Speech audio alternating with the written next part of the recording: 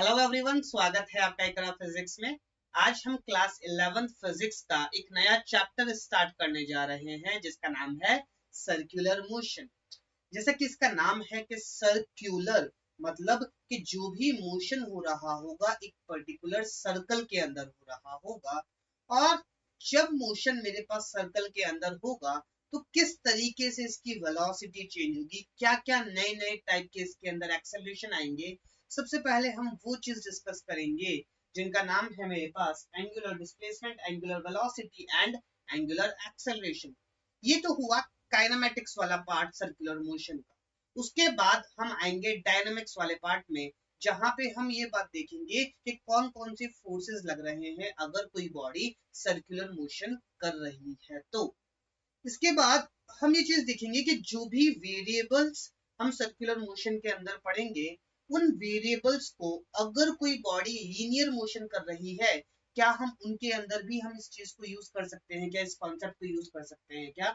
सारी बातें हम इस चैप्टर के अंदर डिस्कस करेंगे। ओके, तो चैप्टर तो लंबा है ही सही, इतना लंबा नहीं है, ठीक है, 8-9 लेक्चर। बाकी बिल्कुल बेसिक से स्टार्ट करेंगे और अच्छे लेवल के न्यूमेरिकल्स हम पूरे चैप्टर में करने वाले हैं। ओके, तो चलिए स्टार्ट करते हैं आज का खूबसूरत सा lecture with our first topic, that is circular motion. आखिर जाने तो सही सबसे पहले कि सर्कुलर मोशन होता क्या है। अब कभी गार्डन में गए हो ना, तो गार्डन के चारों तरफ, फॉर एग्जाम्पल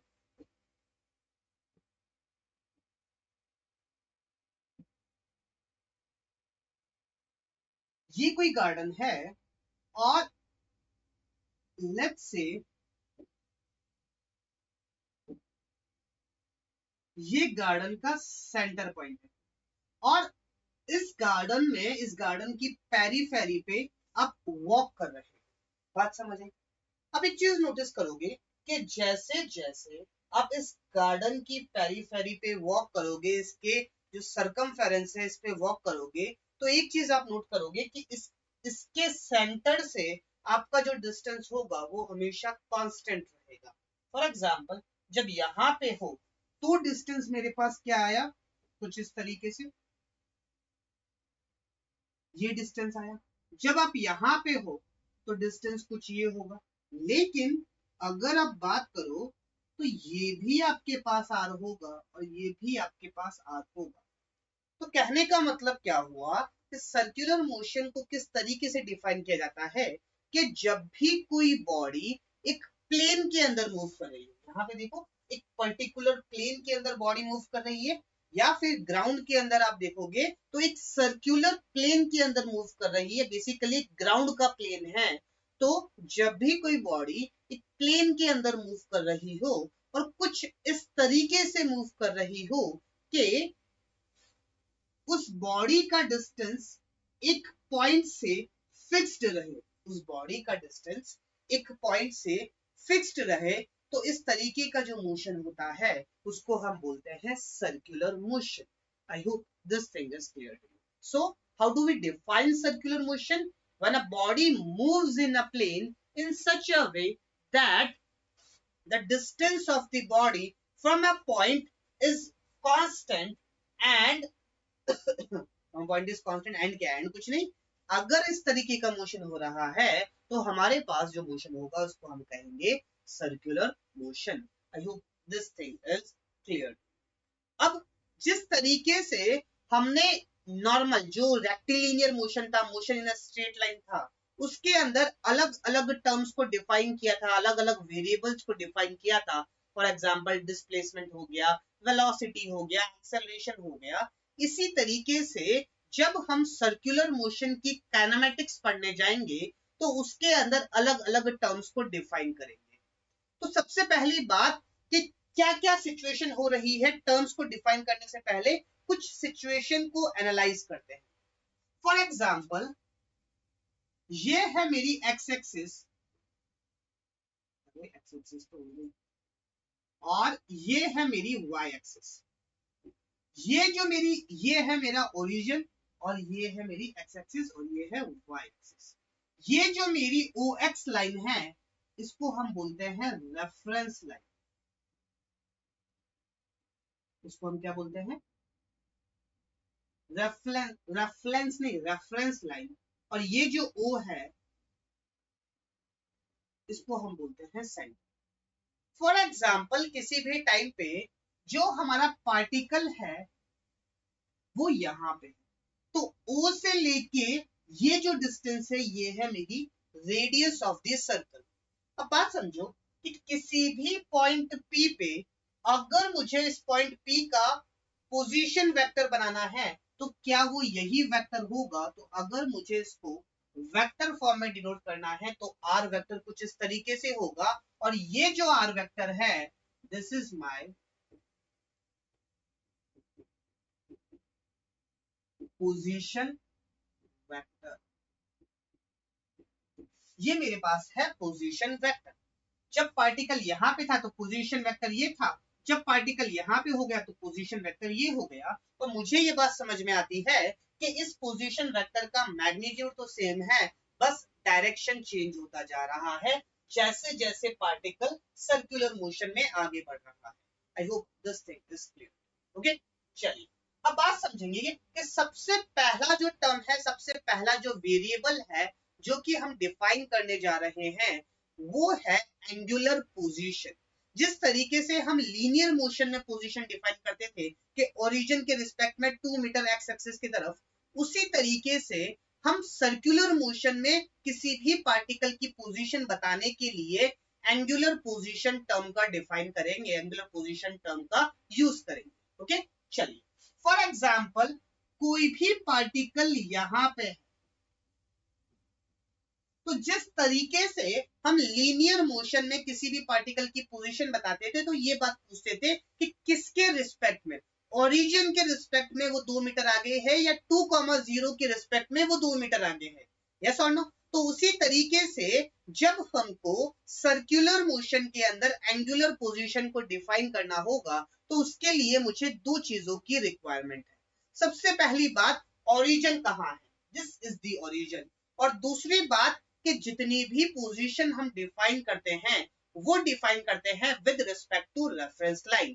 तो अगर मुझे इस पॉइंट P की पोजीशन डिफाइन करनी है तो मैं क्या बोलूंगा कि the angle made by position vector with reference line with respect to origin, that angle is known as angular position of the particle P. So this position is this one, that is my theta. So theta represents position, angular position of the particle P. तो theta हमारे पास क्या है, angular position of particle P। अब बात करेंगे theta की, तो theta की जो एसआई यूनिट होती है, इस एसआई यूनिट को हम बोलते हैं रेडियन। याद करो हमने बेसिक मैथमेटिक्स में ये बात पढ़ी थी, थीटा की जो एसआई यूनिट होती है ये होती है रेडियन। हम इसको रेडियन के अंदर मेजर करते हैं, और हमको ये बात पता है कि 2 pi which is 2 pi radian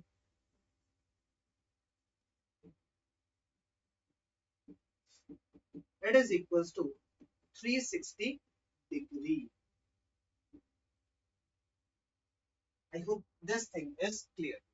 So हमारा जो पहला वेरिएबल था वो था एंगुलर पोजीशन, के किसी भी पॉइंट पे जो पोजीशन वेक्टर रेफरेंस लाइन के साथ जो एंगल बना रहा है उसको हम बोलते हैं एंगुलर पोजीशन।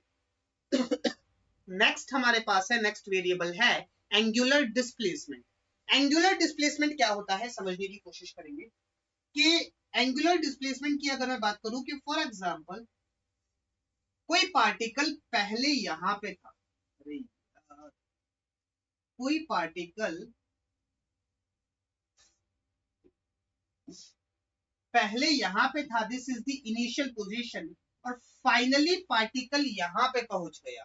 तो जो मेरे पास पोजीशन वेक्टर ने जितना एंगल डिस्प्लेस किया from initial position to final position, this angle which is known as delta theta, this is known as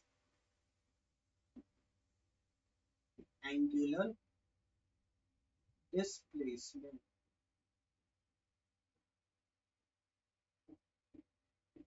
this is known as angular displacement. जिस तरीके से हम पोजीशन और डिस्प्लेसमेंट वेक्टर डिफाइन करते हैं उसी तरीके से यहाँ पे भी डिस्प्लेसमेंट और angular position and angular displacement हम यहाँ पे डिफाइन करते हैं। आई hope this thing is clear. अब बात समझो, गौर से सुनना कि फॉर एग्जांपल पार्टिकल यहां से यहां पे गया, तो ये जो स्ट्रेट लाइन है, this straight line will represents me displacement, yes और नो। और ये जो कर्वीलिनियर लाइन है, this straight line will represent me distance travelled from initial position to final position. I hope this thing is clear. एक और important बात कि for example particle initially यहां पे था, पूरा सर्कुलर मोशन करके ये वापस यहाँ पे पहुंच गया, तो अगर मैं आपसे ये बात पूछूं कि डिस्टेंस ट्रेवल्ड कितना होगा, तो आपके मन में ये आएगा, सर ये सर्कमफेरेंस पे घुमा है तो distance travelled would be 2 pi r. अगर मैं आपसे ये बात पूछूं कि डिस्प्लेसमेंट कितना होगा, तो आप ये बात बोलोगे कि सर ये एंगुलर मोशन कर सॉरी ये सर्कुलर मोशन करते हुए वापस अपनी इनिशियल पोजीशन पे आ गया, और अगर इनिशियल और फाइनल पोजीशन सेम है तो डिस्प्लेसमेंट मेरे पास 0 हो जाएगा। बिल्कुल सही बात। लेकिन अगर मैं आपसे ये बात पूछूं कि एंगुलर डिस्प्लेसमेंट क्या होगा, तो क्या होगा कि ये कितना एंगल कवर करके आया, तो आप ये बात बोलोगे कि अब जो एंगल कवर करके आया वो 0 नहीं है, भले ही इसकी इनिशियल और फाइनल पोजीशन सेम है, लेकिन ये कुछ ना कुछ एंगल कवर करके आया, और वो जो एंगल कवर्ड है वो है 2 पाई। तो अगर कोई बॉडी पूरा कंप्लीट सर्कल कर लेती है तो उसका एंगुलर डिस्प्लेसमेंट होता है 2 पाई। फॉर एग्जांपल यहां से स्टार्ट किया, एक सर्कुलर मोशन किया 2 पाई, दो सर्कुलर मोशन किया 4 पाई, फिर वापस आधा सर्कल किया तो उसका आधा हो जाएगा, तो कितना हो जाएगा 5 पाई, यस और नो। तो इस तरीके से अगर बॉडी की इनिशियल और फाइनल पोजीशन सेम है तो आप एंगुलर डिस्प्लेसमेंट को 0 नहीं बोलोगे। आई hope this thing is clear. Okay, चलिए एक और इंपॉर्टेंट बात, हमारा जो एंगुलर डिस्प्लेसमेंट होता है, फॉर एग्जांपल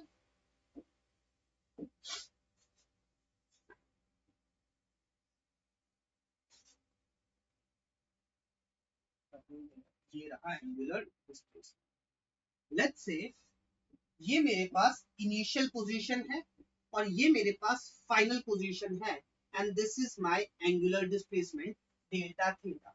डेल्टा थीटा जो एंगुलर डिस्प्लेसमेंट होता है, ये एक वेक्टर क्वांटिटी होता है। वेक्टर क्वांटिटी होता है तो कोई ना कोई डायरेक्शन भी होगा। तो सबसे पहले जो आम भाषा में हम बात करते हैं उसकी बात करते हैं कि जब भी हम एंटी क्लॉकवाइज डायरेक्शन में मूव करेंगे, जब भी हम एंटी क्लॉकवाइज डायरेक्शन में मूव करेंगे तो डेल्टा थीटा जो हम लेंगे वो पॉजिटिव लेंगे, और जब भी हम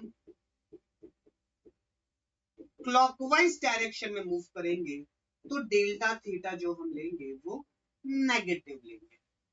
तो अगर एंटी क्लॉकवाइज डायरेक्शन में मूव कर रहा है तो पॉजिटिव, और क्लॉकवाइज डायरेक्शन में मूव कर रहा है तो नेगेटिव।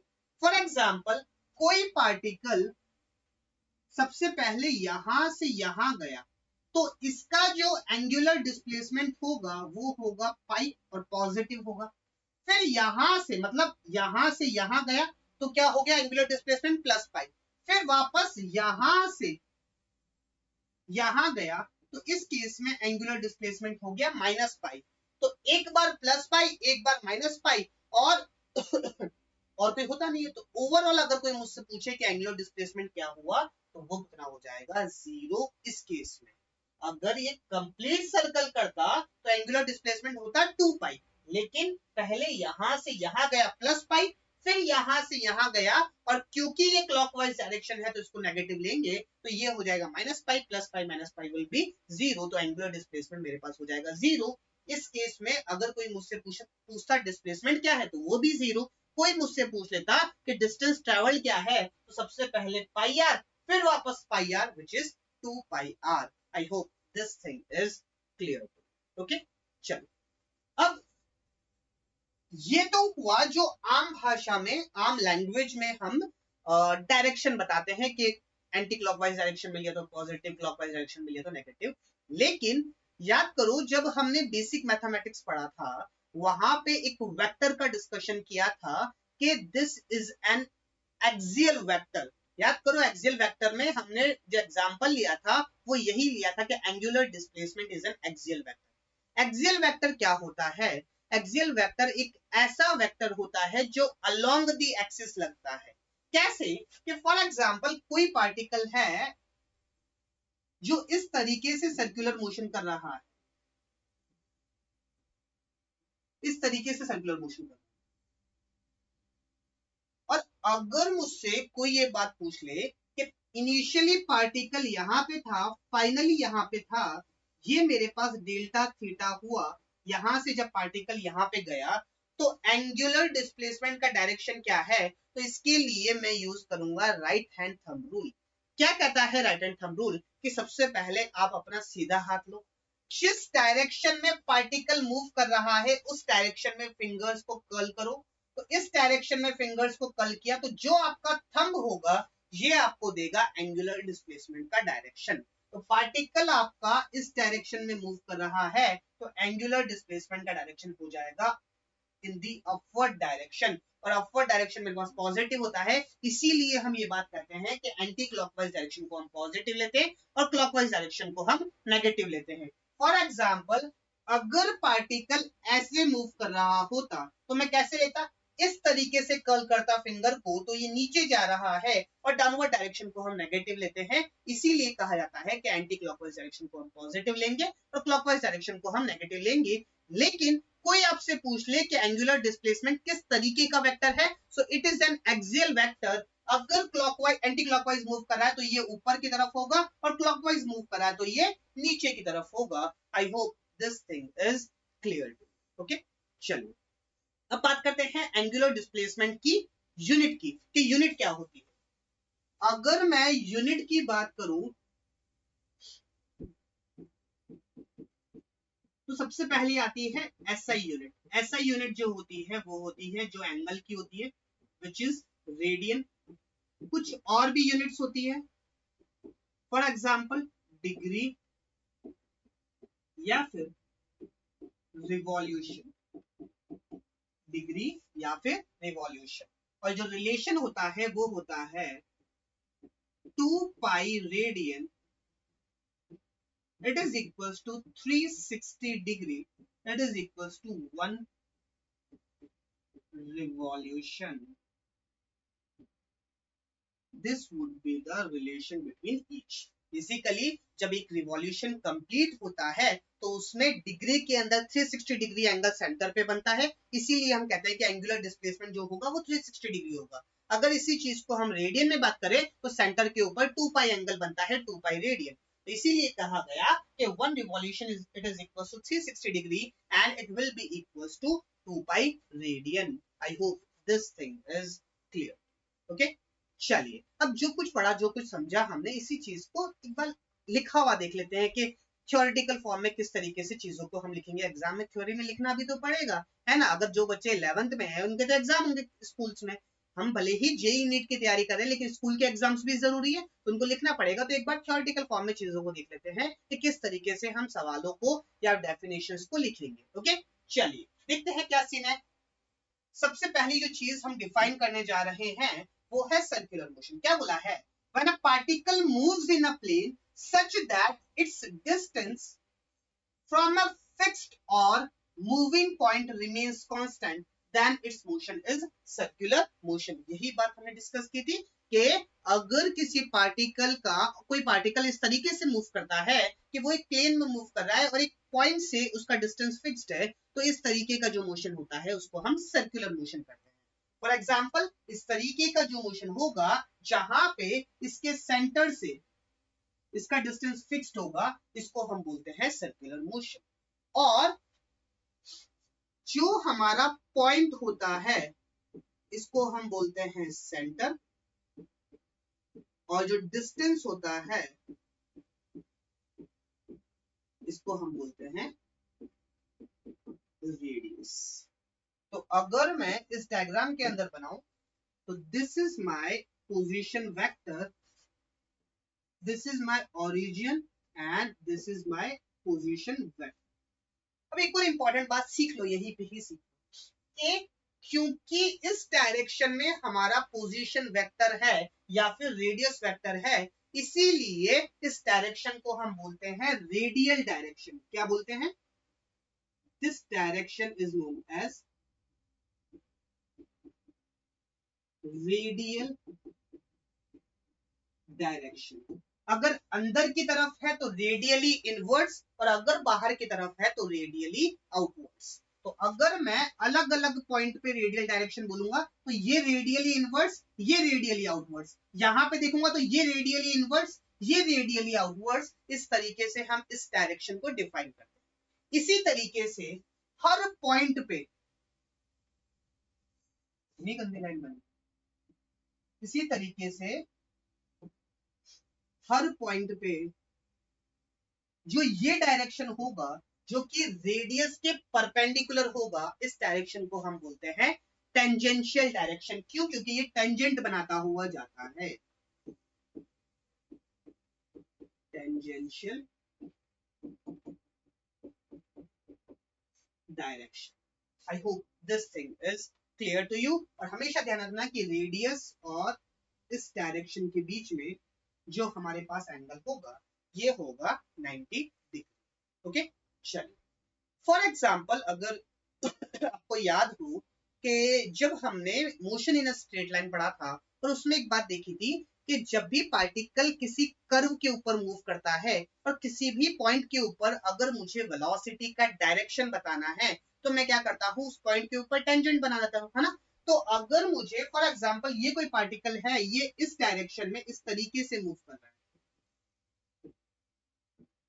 इस तरीके से मूव कर रहा है, अगर इस पॉइंट पे वेलोसिटी का डायरेक्शन बनाना है तो क्या ये होगा? अगर इस पॉइंट पे वेलोसिटी का डायरेक्शन बनाना है तो क्या ये होगा? अगर इस पॉइंट पे वेलोसिटी का डायरेक्शन बनाना है तो क्या ये होगा? इसी तरीके से अगर मुझे किसी भी पॉइंट पे वेलोसिटी का डायरेक्शन बनाना है तो जो वेलोसिटी का डायरेक्शन होगा वो हमेशा टेंजेंशियली बनता है।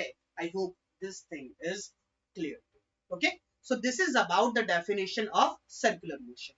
अब कुछ वेरिएबल्स को डिफाइन करते हैं जो कि हमने अभी अभी सीखे। सबसे पहला जो वेरिएबल हमने सीखा वो है हमारे पास एंगुलर पोजीशन। क्या होती है angular position? The angle made by position vector with respect to origin with reference line represents angular position. For example, this is my reference line and let's say particle कुछ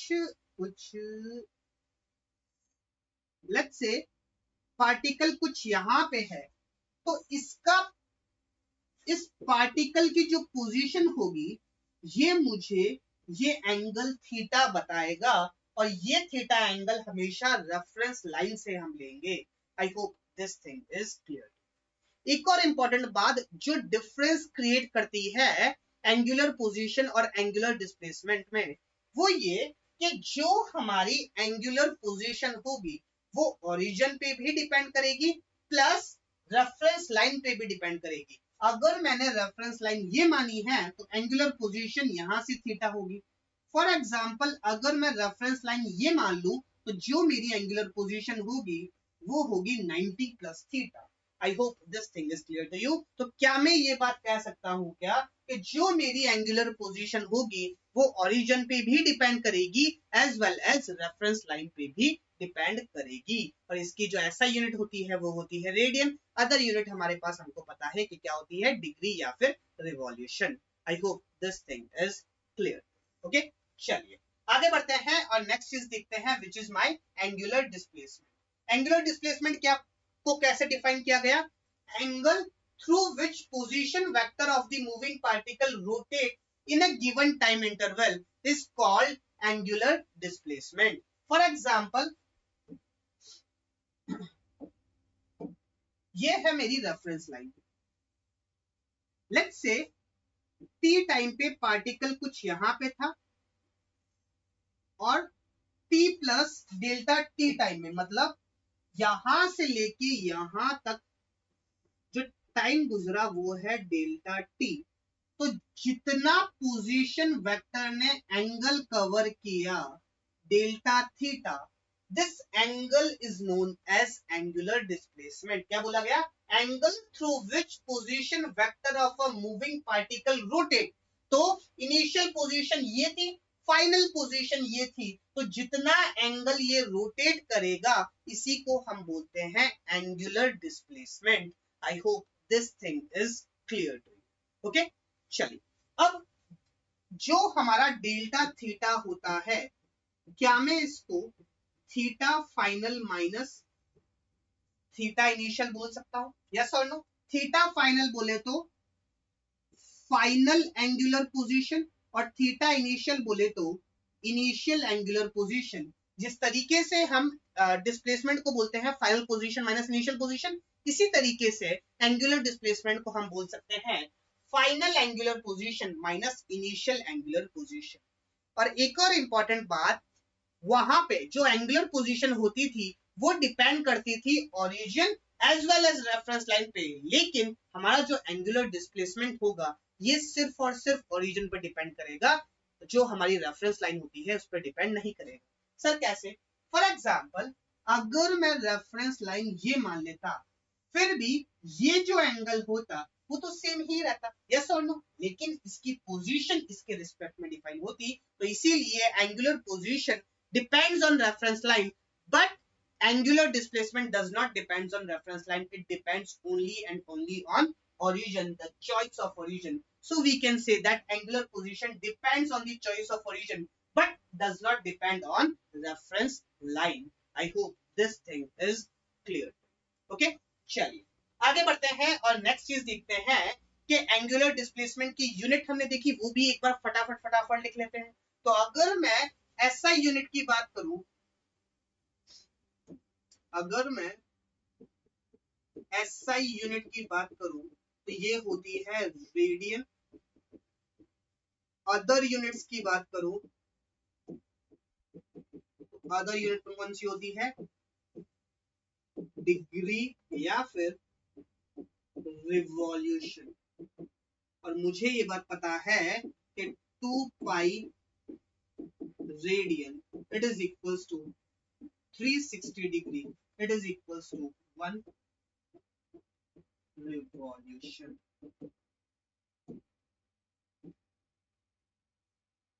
I hope this thing is clear. Okay, चलिए आगे बढ़ते हैं और next important point देखते हैं angular displacement के बारे में। क्या इंपॉर्टेंट पॉइंट है कि एंगुलर डिस्प्लेसमेंट हमारे पास जो होता है वो एक वेक्टर क्वांटिटी होता है, और किस तरीके का वेक्टर होता है? Axial vector. तो हम इसका डायरेक्शन कैसे निकालेंगे? डायरेक्शन हम निकालेंगे by right hand thumb rule. क्या कहता है राइट हैंड थंब रूल? कि राइट हैंड की जो फिंगर्स होती है उसको जिस डायरेक्शन में एंगुलर डिस्प्लेसमेंट हो रहा है उस डायरेक्शन में कर्ल करेंगे, और जो हमारा फिंगर होगी, सॉरी जो हमारा थंब होगा वो हमको देगा उस एक्सियल वेक्टर की डायरेक्शन। फॉर एग्जाम्पल, अगर कोई पार्टिकल इस तरीके से मूव कर रहा है तो मैं इस तरीके से डिस्प्लेसमेंट की डायरेक्शन में क्या करूंगा?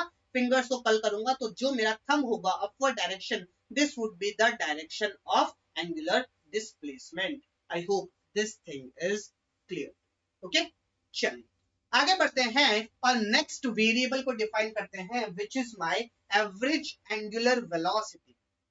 बेसिकली समझने की कोशिश करेंगे कि क्या सिचुएशन है कि लेट्स से पार्टिकल पहले यहां पे था, this is the initial position of the particle, और फाइनली पार्टिकल यहां पे पहुंचा, this is the final position of the particle. और पार्टिकल का जो एंगुलर डिस्प्लेसमेंट हुआ वो हुआ डेल्टा थीटा, और पार्टिकल को जो टाइम लगा वो लगा डेल्टा टी। तो the rate of change of angular displacement is known as angular velocity. I hope this thing is clear to you. So अगर मुझे एवरेज एंगुलर वेलोसिटी डिफाइन करनी है, सबसे पहली बात एंगुलर वेलोसिटी को हम किससे डिनोट करते हैं? Omega. This symbol is known as omega. W नहीं है, ये थोड़ा सा ऐसा है, ये एक सिंबल है जिसको हम बोलते हैं ओमेगा। तो अगर मुझे ओमेगा एवरेज लिखना है, so this would B delta theta divided by delta T के एक गिवन टाइम में एंगुलर डिस्प्लेसमेंट कितना हुआ, that denotes me the average angular velocity. I hope this thing is clear to you. So this would be theta final minus theta initial divided by delta t. This is the average angular velocity. For example, क्या और भी बातें हैं इसके बारे में. अच्छा, अब कोई मुझसे ये बात पूछ ले कि सर इसकी यूनिट क्या होगी, तो ऊपर है एंगुलर डिस्प्लेसमेंट तो ऊपर आएगा रेडियन, नीचे है टाइम तो यूनिट हो जाएगी रेडियन पर सेकेंड. एक और इंपॉर्टेंट बात कि ये स्केलर क्वांटिटी है या वेक्टर क्वांटिटी, तो अगेन मेरे पास जो एवरेज एंगुलर वेलोसिटी आती है ये एक वेक्टर क्वांटिटी आती है. और किस तरीके का वेक्टर है, हमारे पास एवरेज एंगुलर वेलोसिटी है, ये भी हमारे पास एक तरीके से एक्सियल वेक्टर ही कहलाता है. फॉर एग्जाम्पल, कोई पार्टिकल इस डायरेक्शन में मूव कर रहा है, this is the initial position, this is the final position. और अगर मुझे एंगुलर वेलोसिटी का डायरेक्शन देखना है तो मैं ये देखूंगा कि किस डायरेक्शन में मूव कर रहा है. तो ये इस डायरेक्शन में मूव कर रहा है, और अगर इस डायरेक्शन में मूव कर रहा है तो अपने फिंगर्स को इस डायरेक्शन में कर्ल करूंगा, तो जो मेरा थंब होगा ये मुझे देगा, क्या देगा, ये मुझे देगा एवरेज एंगुलर वेलोसिटी का डायरेक्शन. और इस चीज को आप ऐसे भी समझ सकते हो कि हमारे पास ये एक वेक्टर क्वांटिटी था, तो इसको मैं theta final minus theta initial लिखूंगा. तो जो मेरा एंगुलर डिस्प्लेसमेंट का डायरेक्शन होगा वही मेरे पास एंगुलर वेलोसिटी का डायरेक्शन होगा. तो जिस तरीके से हम एंगुलर डिस्प्लेसमेंट का डायरेक्शन निकालेंगे उसी तरीके से हम एंगुलर वेलोसिटी का भी डायरेक्शन निकालेंगे. I hope this thing is clear to you. Okay, चलिए आगे बढ़ते हैं और नेक्स्ट देखते हैं इंस्टेंटेनियस एंगुलर वेलोसिटी. वही बात कि अगर मैं एवरेज एंगुलर वेलोसिटी के अंदर जो टाइम है उस टाइम को बहुत छोटा सा कर दूं, तो जो छोटा सा एंगुलर डिस्प्लेसमेंट आएगा डिवाइडेड बाय दैट छोटा सा time, that would give me the instantaneous angular velocity. For example, इस छोटे से dt टाइम में इसने जो छोटा सा एंगुलर डिस्प्लेसमेंट कवर किया वो है d थीटा. तो ओमेगा इंस्टेंटेनियस को किस तरीके से डिफाइन किया गया, delta theta divided by delta t, limit delta t tends to 0, so it will be d theta by dt. So this will give me instantaneous angular velocity. I hope this thing is clear to you. Again, unit हमारे पास radian पर second ही रहेगी, और जो direction angular displacement का होगा वही हमारे पास direction angular velocity का होगा. आई hope this thing is clear. Okay, चलिए आगे बढ़ते हैं और नेक्स्ट टर्म को डिफाइन करते हैं, which is my time period.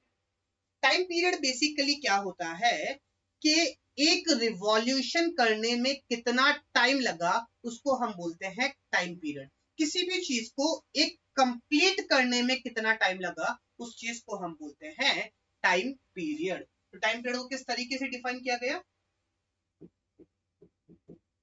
Time taken to complete one revolution. Revolution कह लो, अगर बॉडी रोटेट कर रही है तो वन रोटेशन. एक बार पूरा सर्कल घूमने में जो टाइम लगा उसको हम बोलते हैं टाइम पीरियड, और इसको हम कैपिटल टी से डिनोट करते हैं. इसको हम कैपिटल टी से डिनोट करते हैं. आई hope this thing is clear. For example, अगर मुझे रिलेशन निकालना है ओमेगा और टाइम पीरियड में, तो बात समझो कि फॉर एग्जाम्पल कोई एक पार्टिकल है जो कंप्लीट सर्कल करता है कितने टाइम में कितने टाइम में, टी टाइम में, कैपिटल टी टाइम में, और इसका एंगुलर डिस्प्लेसमेंट इसमें कितना होता है 2 पाई. तो क्या मैं ये बात बोल सकता हूं कि ओमेगा जो हो जाएगा वो हो जाएगा 2 पाई बाय टी। इसकी जो एंगुलर वेलोसिटी होगी वो होगी 2 pi by T, and this is the relation between omega and time period. I hope this thing is clear to you. अच्छा, समझ में आया ना क्यों हुआ? क्योंकि फॉर एग्जांपल ये पार्टिकल है, ये घूम के वापस जब आएगा तो डेल्टा थीटा की जो वैल्यू होगी वो होगी 2 पाई, और टाइम कितना लगेगा? Capital T. और ओमेगा को हम इस तरीके से ही डिफाइन करते हैं कि angular displacement divided by time. तो एंगुलर डिस्प्लेसमेंट है 2 पाई और टाइम लगा कैपिटल टी, तो जो मेरे पास ओमेगा आएगी वो आएगी 2 pi by T. I hope this thing is clear. Okay, चलिए नेक्स्ट जो वेरिएबल है जो हम डिफाइन करने जा रहे हैं वो है फ्रीक्वेंसी। फ्रीक्वेंसी बेसिकली क्या होती है? This is number of revolution per second. This is known as frequency. For example, कोई पार्टिकल है जिसका टाइम पीरियड है 0.5 सेकेंड। कहने का मतलब क्या हुआ कि वो 0.5 सेकेंड में एक रिवॉल्यूशन कर लेता है। तो एक सेकेंड में कितने रिवॉल्यूशन करेगा? 2 रिवॉल्यूशन। तो उसकी फ्रीक्वेंसी कितनी हो जाएगी? 2। यस और नो? उसकी फ्रीक्वेंसी कितनी हो जाएगी? 2। तो 2 बेसिकली मुझे क्या बात बता रहा है कि एक सेकंड के अंदर कितने रिवॉल्यूशन हो रहे हैं। So number of revolution in 1 second, that is known as frequency. अगर मैं फ्रीक्वेंसी की ऐसा यूनिट की बात करूं तो फ्रीक्वेंसी की ऐसा यूनिट होती है हर्ट्ज। इसको हम सेकंड इनवर्स, मतलब आम भाषा में सेकंड इनवर्स बोलते हैं, और जो ऐसा यूनिट है वो है हर्ट्ज। अब बात समझो, सेकंड इनवर्स क्यों बोला समझ में आया? ऊपर है नंबर ऑफ रिवॉल्यूशन, नीचे है टाइम, तो टाइम का इनवर्स हो जाएगा which is second inverse. Okay, चलिए इसकी और यूनिट भी होती है विच इज साइकिल पर सेकंड, जिसको हम CPS भी बोलते हैं। और यूनिट भी होती है जिसको हम बोलते हैं रोटेशन पर सेकंड या फिर रिवॉल्यूशन पर सेकंड, रोटेशन पर सेकंड विच इज RPS। इसको हम एक यूनिट से और डिफाइन करते हैं विच इज रोटेशन पर मिनट, विच इज RPM। अगर मेरे पास जो फ्रीक्वेंसी है वो रोटेशन पर मिनट में गिवन में है, तो उसको रोटेशन पर सेकंड में कन्वर्ट करने के लिए हम क्या करते हैं? 1 RPS it is equals to 1 RPM divided by 60। इस तरीके से हम रोटेशन पर सेकंड को रोटेशन पर मिनट में, सॉरी रोटेशन पर मिनट को रोटेशन पर सेकंड में कन्वर्ट करते हैं, और साइकिल पर सेकंड को ही हम हर्ट्ज बोलते हैं। This is our SI unit. I hope this thing is clear to you. Okay? तो अगर कोई बॉडी फॉर एग्जांपल 10 रिवॉल्यूशन कर रही है एक सेकंड में, तो उसकी जो फ्रीक्वेंसी होगी वो होगी 10 हर्ट्ज, 10 साइकिल पर सेकंड, 10 रोटेशन पर सेकंड, और इसको कन्वर्ट करने के लिए 60 से मल्टीप्लाई कर दूंगा तो 60 into 10 which is 600 रोटेशन पर minute. I hope this thing is clear. Okay? चलिए अब नेक्स्ट है हमारे पास टाइम पीरियड, फ्रीक्वेंसी और ओमेगा के बीच में रिलेशन निकालना। तो मुझे ये बात पता है कि अभी हमने देखा कि अगर किसी बॉडी का टाइम पीरियड है 0.5 सेकंड, तो उसकी जो फ्रीक्वेंसी आती है वो आती है 2। तो 0.5 सेकंड को मैं क्या लिखता हूं? It is equals to 1/2। तो क्या मैं ये बात बोल सकता हूं कि जो हमारी फ्रीक्वेंसी होगी वो 1 टाइम पीरियड होगा? यहां से भी देखो रिवॉल्यूशन पर सेकंड, तो फ्रीक्वेंसी क्या 1 टाइम पीरियड होगा? यस और नो? तो क्या मैं ये बात बोल सकता हूं क्या कि frequency is nothing but 1 time period? और अगर मेरे पास फ्रीक्वेंसी 1 टाइम पीरियड है तो क्या मैं ये बात बोल सकता हूं क्या कि omega which is equals to 2 pi by T, और 1 बाई टी को मैं f लिख सकता हूं विच इज 2 पाई f। जैसे एक बात तो बताना भूल ही गया कि फ्रीक्वेंसी को हम या तो एफ से डिनोट करते हैं या ये सिंबल है जिसको हम बोलते हैं न्यू, या न्यू से डिनोट करते हैं। मैं अक्सर आपको एफ से डिनोट करता हुआ ही नजर आऊंगा। So this is the relation between angular velocity, time period and frequency. Angular velocity is 2 pi by time period, which is 2 pi into frequency. I hope this thing is clear to you, and this is very important relation जो आगे जाके अलग अलग chapters में काफी काम आएगा। Okay, चलिए आगे बढ़ते हैं और नेक्स्ट वेरिएबल को डिफाइन करते हैं, which is our average angular acceleration. Average angular acceleration को, अच्छा एक छोटी सी चीज रह गई, छोटी सी चीज कहाँ रह गई, चलो बाद में पढ़ा दें, बाद में कर लेंगे उसको, ठीक है। चलो नेक्स्ट है हमारे पास average angular acceleration. Average angular average angular acceleration basically इसको हम अल्फा से डिनोट करते हैं, तो this would be alpha average. ये क्या होगा, alpha average is nothing but delta omega divided by delta t. तो क्या मैं इसको ये बात बोल सकता हूँ क्या कि omega final minus omega initial divided by delta T, या फिर T final minus T initial भी हम लिख सकते हैं, उसमें कोई दिक्कत वाली बात नहीं।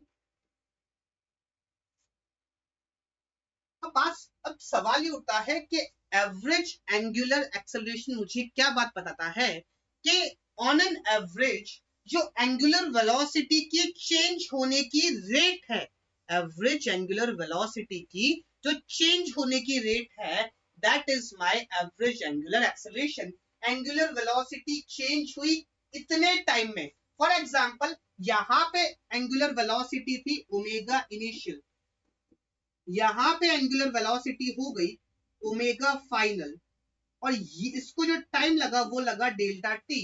तो जितने टाइम में ये यहां से यहां पहुंची, सो जिस रेट के साथ वो चेंज हो रही है एवरेज एंगुलर वेलोसिटी, उस रेट को हम बोलते हैं एवरेज एंगुलर एक्सेलरेशन।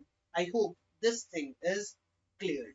ओके, चलिए अब इसकी यूनिट की बात करें। ऊपर है एंगुलर वेलोसिटी और नीचे है टाइम, तो एंगुलर वेलोसिटी कितनी होती है, रेडियन पर सेकंड, और नीचे है टाइम, तो इसकी यूनिट हो जाएगी रेडियन पर सेकंड स्क्वायर। अब बात करते हैं डायरेक्शन की। सबसे पहली बात वेक्टर क्वांटिटी है, स्केलर है या वेक्टर, वेक्टर क्वांटिटी है, और ये भी हमारे पास एक्सियल वेक्टर ही। अब बात करते हैं डायरेक्शन की। हमने एक बात देखी थी लीनियर मोशन में कि जब भी हमारे पास वेलोसिटी और एक्सेलरेशन का डायरेक्शन सेम होगा, तब हमारे पास वेलोसिटी का जो मैग्नीट्यूड होगा वो इंक्रीज करेगा, और अगर वेलोसिटी और एक्सेलरेशन का डायरेक्शन अपोजिट होगा तो वेलोसिटी का जो मैग्नीट्यूड होगा वो डिक्रीज करेगा। सेम सिचुएशन यहाँ पे है कि अगर मेरे पास क्या है कि अगर मेरे पास एंगुलर वेलोसिटी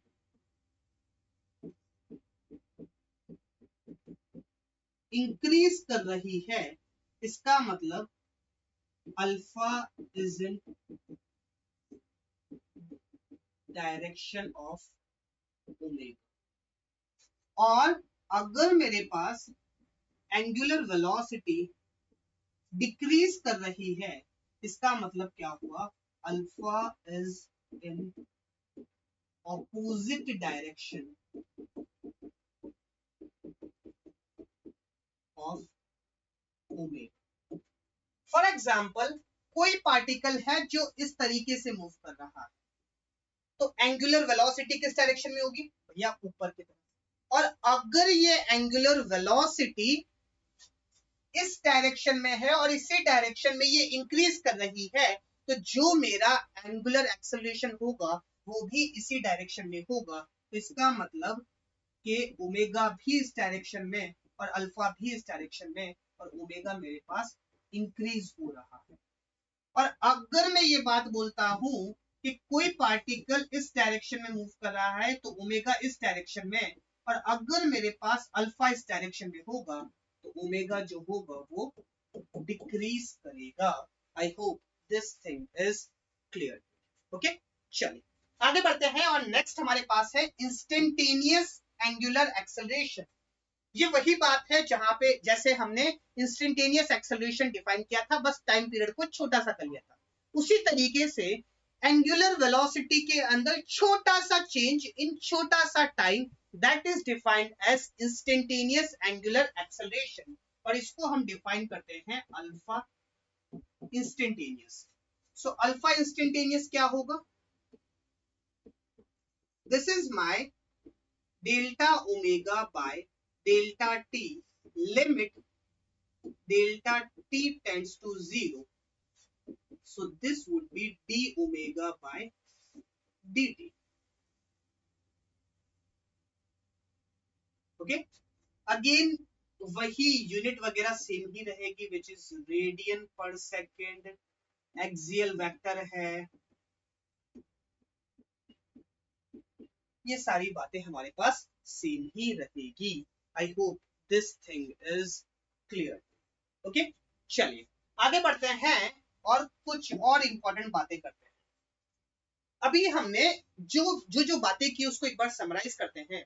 सबसे पहली बात हमने ये बात की कि ओमेगा जो होता है ये होता है D theta by D T, let's say instantaneous omega. Okay, और अल्फा इंस्टेंटेनियस जो होता है वो होता है D omega by D T.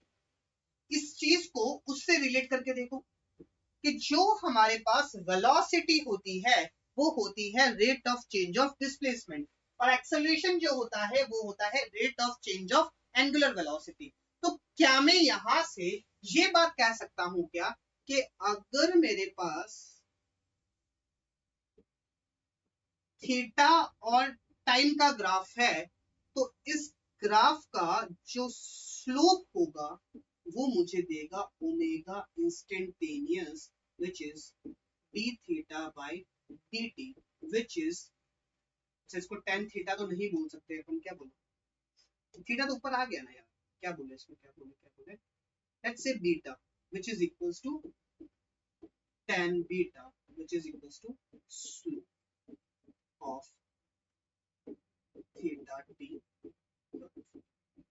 I hope this thing is clear. इसी तरीके से अगर मेरे पास